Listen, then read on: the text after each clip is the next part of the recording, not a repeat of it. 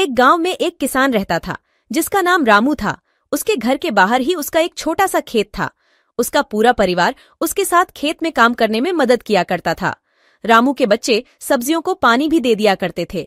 इस बार रामू के खेत की फसल बहुत अच्छी थी। वह अपनी पत्नी से कहता है कि इस बार हमारी फसल बहुत अच्छी है और अगर सब कुछ सही रहा तो हम इस बार फसल बेचकर अपना पक्का घर बना लेंगे। इतना कहने के बाद वह अपनी पत्नी सरला से कहता है कि मैं बाजार जा रहा हूँ कुछ सब्जियों और धन को बेचने के लिए, तुम खेत में कीटनाशक दवाइयाँ छिड़क देना। इतना कहने के बाद वह बाजार चला जाता है और इधर उसकी पत्नी और बच्चे खेत का सारा काम खत्म कर देते हैं।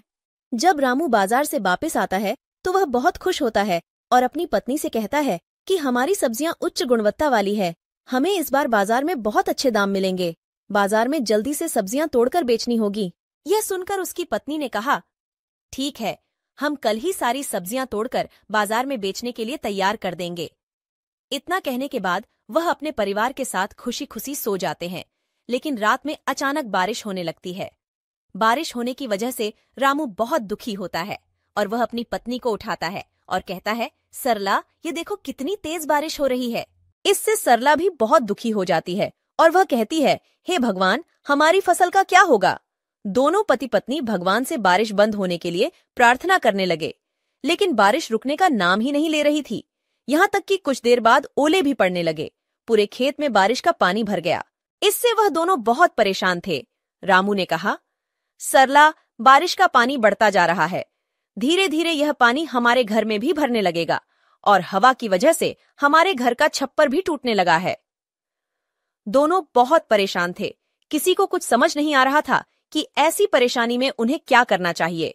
सरला ने अपने दोनों बच्चों को उठाया और अपने पति के साथ किसी सुरक्षित स्थान पर जाने का फैसला किया। जब वह अपने घर से निकले तो देखा पहले से ही बारिश के पानी की वजह से कई घर टूट चुके थे। पूरे गांव में पानी भर चुका था और गांव के अन्य लोग भी अपना सामान सर पर रखकर गांव से निकल रहे थे। पूरा गांव दुखी था। सभी एक दूसरे की मदद कर रहे हैं। सभी गांव वाले गांव के बाहर के पुल के ऊपर आकर रुक गए। कुछ समय बाद बारिश रुक गई और अगले दिन सुबह सरकारी लोग गांव में फंसे लोगों के लिए खाना लेकर आए। गांव वाले खाने को देखकर कर्मचारियों की ओर दौड़े। रामू को भी खाने के कुछ पैकेट मिल गए थे।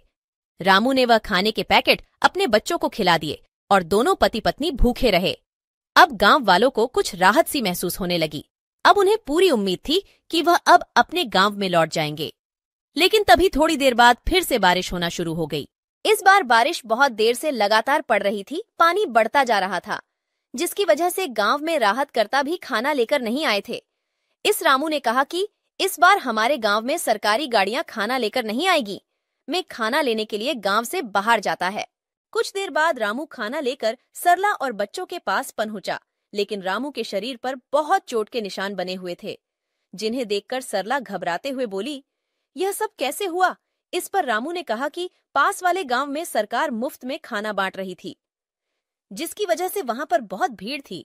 मुझे खाने लेते हुए भीड़ में ये चोट लग गई। इतना सुनकर सरला रोने लगी और कहने लगी, जो हाथ अनाज उगाते थे आज वह खुद अनाज के लिए परेशान है। ये कैसी स्थिति आ चुकी है। रामू ने सरला को समझाया और कहा कि तुम घबराओ मत, सब कुछ जल्दी ही ठीक हो जाएगा। इसके बाद रामू ने अपने बच्चों को खाना दिया, लेकिन बच्चों ने कहा, आप भी इसमें से हमारे साथ खाना खाइए, क्योंकि आप दोनों ने कल से कुछ भी नहीं खाया है। बच्चों ने सरला और रामू के साथ खाना खाया। यह देखकर सभी को बहुत अच्छा लगा। सभी का हंसता खेलता परिवार पूरी तरह से परेशान था। इसके बाद धीरे धीरे बारिश कम होने लगी और सभी गांव वाले अपने अपने घर लौटने लगे।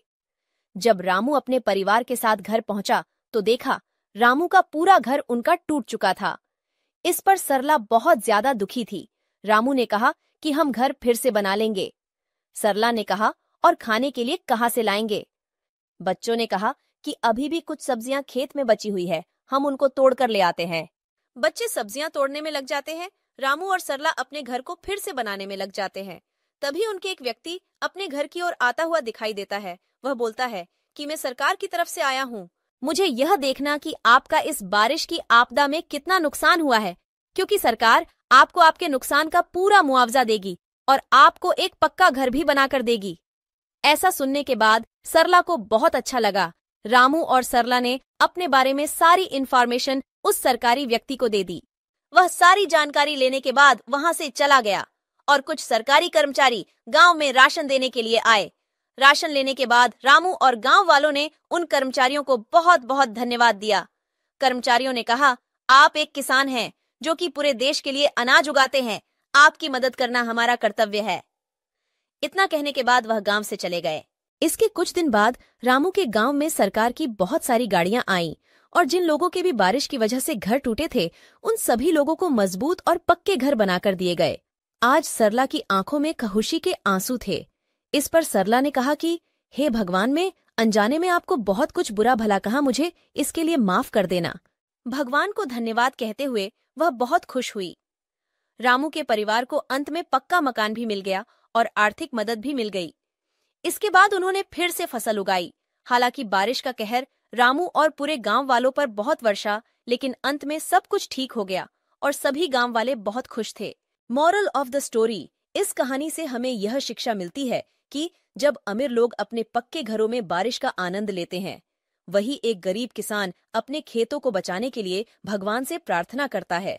आज भी कई गांव ऐसे हैं जहां पर बारिश के कारण लोगों के घर टूट जाते हैं,